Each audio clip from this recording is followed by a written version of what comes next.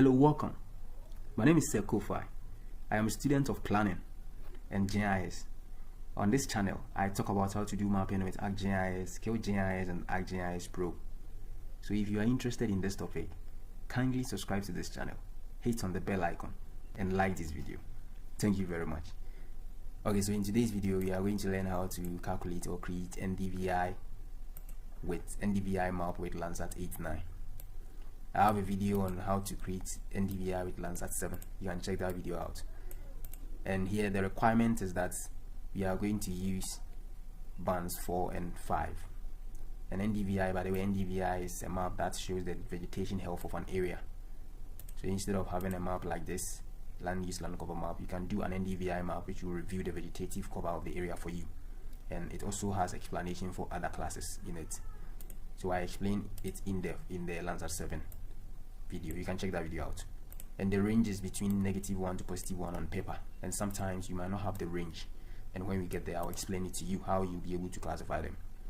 And the explanation is that the lowest figure is either a water, snow, or bare rock, followed by bare land, this sand space, and the highest figure is a dense vegetation, healthy vegetation, or tropical forest.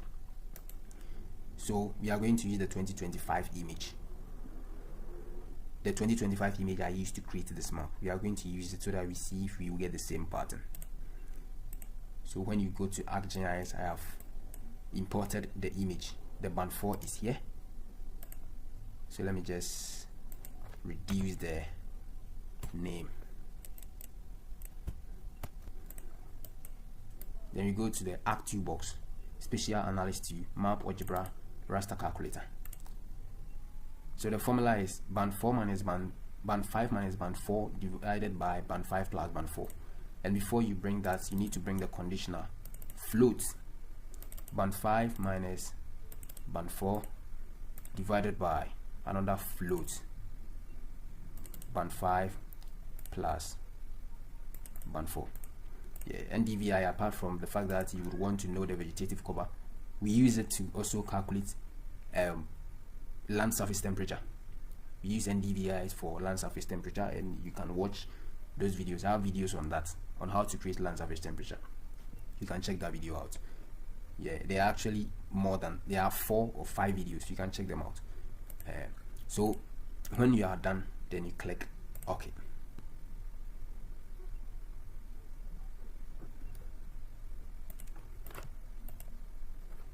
NDVI. So like I said, on paper the range is between -1 to +1, but after we are done, we are getting -0.15 to +0.5. so the range is not following the range on paper. Are you getting it? So that is the whole thing. So the green areas are vegetative areas, but then we still have to clip our study area. So to clip the study area, let me go for the study area.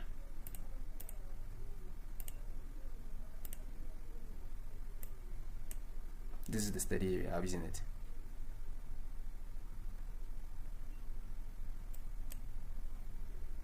Yeah, so that's the study area in there. So I can just go here. You use the search bar, you search for clip, then you choose clip data management. The first one, the NDVI. The second one, the boundary. You check the 2, you click OK. Our NDVI is here for our study area. So you can uncheck everything. So it will be left with this.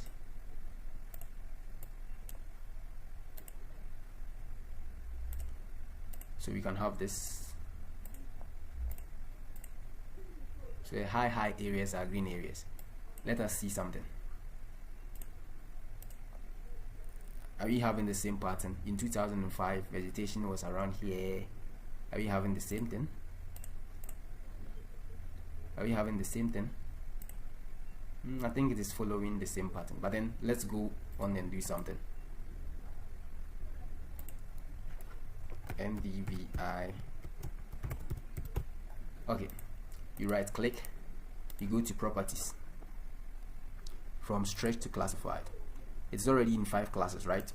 They are saying, like I said, it is not from -1 to +1. Our range is between negative. Now our range is now between -0.09 and the high is 0.4. So we can't follow the range on paper. So the idea, or what we are going to do, is that we assume that it is from a high figure, the highest figure, to the lowest figure.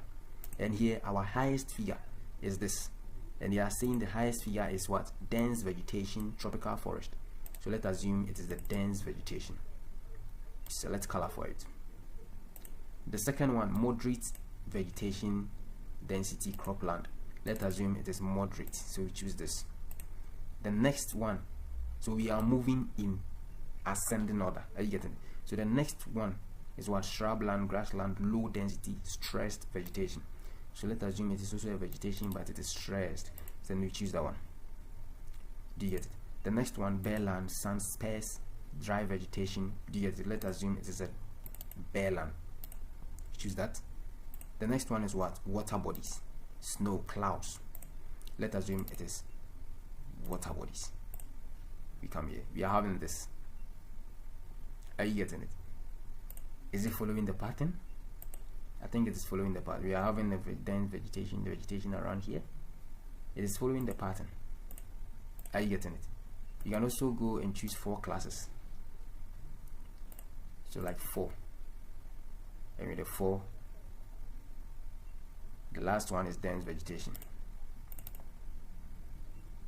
Dense vegetation. The next one is sparse, bare soil and water.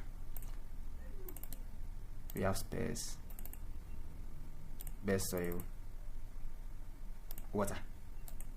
So you can have this. Are you getting it? Yeah, so we are having this. We are having this. And I think it is following, especially the water is also following it. But then the vegetation is not dense as here, but we can assume that the sparse vegetation is still part of the vegetation. Are you getting it? And you can see that if you compare it to the land use land cover map, the bare soil or the bare land is falling within built up area. Are you getting it? So it is saying bare land, sparse vegetation, or urban surfaces. Are you getting it? So it will actually fall within one of them. So if you do the map and the area you know is not a water, check and see if it is falling within rock, bare rock, or built up areas. Are you getting it? Because if you come here to, they are built up around here, and our NDVI is covering that, and there is bare rock over there. Are you getting it? Yes. So that is how we calculate NDVI with Landsat 8.9. Thank you very much for watching, and I would like to see you in my next video. Bye bye.